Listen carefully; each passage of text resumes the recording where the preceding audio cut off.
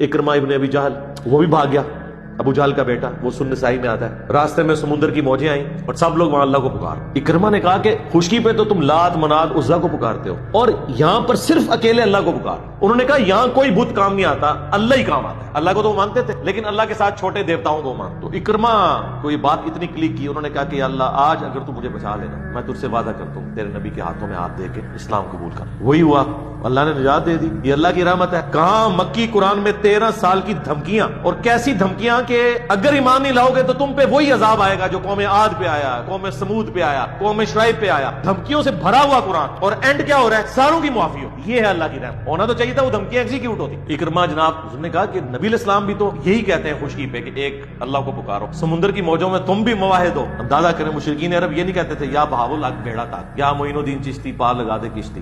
موجوں میں وہ بھی اکیلے اللہ کو پکار، واپس آئے، پیش ہوئے، اسلام قبول کر لیا۔ حالانکہ اکرمہ ان چند لوگوں میں سے تھے جنہوں نے فتح مکہ کے دن بھی لڑائی کی کوشش کی تھی اور تلوار نکال لی تھی، لیکن قسمت اچھی تھی، آگے تھے حضرت خالد بن ولید، ان کی دوستی تھی ان کے ساتھ۔ تو خالد بن ولید نے کہا کہ آج تو میری تلوار سے نہیں بچے گا۔ اسے ہی پتا تھا کہ خالد کی تلوار کا کوئی مقابلہ نہیں کر سکتا، تو انہوں نے کہا یا تو میرے تو سامنے نہ آ یا بھاگ جا یہاں سے، آج تو نہیں بچے یا اسلام قبول کر۔ خیر وہ اللہ نے ان کی قسمت میں لکھی ہوئی تھی ہدایت، مسلمان ہو گئے اور جنگ یرموک میں وہ شہید ہوئے ہیں رومن امپائر کے خلاف لڑتے ہوئے۔ آپ دیکھ لیں، یعنی بمشکل 5 سال کا انہوں نے وقت اسلام میں گزارا ہے، 5 بھی پورے نہیں ہوں گے، 4 سال اور کچھ مہینے۔ اور باپ امت کا فرعون ہے ابو جہل، اور بیٹا اکرمہ صحابی ہے، اکرمہ بن ابی جہل رضی اللہ تعالی عنہ ہم کہتے ہیں۔ تو یہ اللہ کی طرف سے کرم نوازی ہے، کسی کو ہدایت دے دے۔